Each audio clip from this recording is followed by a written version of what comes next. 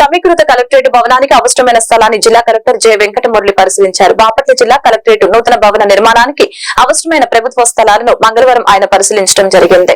Collectorate పరిధిలో భూమికి సంబంధించిన దస్త్రాలు, మ్యాప్లను ఆయన పరిశీలించడం జరిగింది. ప్రస్తుతం కలెక్టరేట్ భవనం 57 ఎకరాలలో విస్తరించి ఉండటంతో ఆ భూమి సరిహద్దుల్లో ఆయన పర్యటించారు. తదుపరి పాడిసన్ పేటలో ఖాళీగా ఉన్న 54.16 ఎకరాల ప్రభుత్వ భూమిని ఆయన పరిశీలించారు.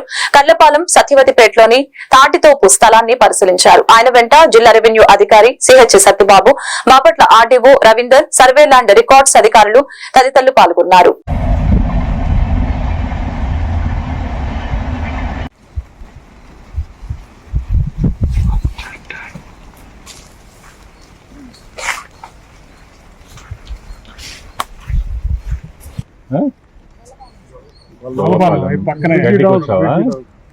బర్రెలు ఉన్నాయి నీకు? ఇల్లు ఉన్నాయి ఇక్కడ.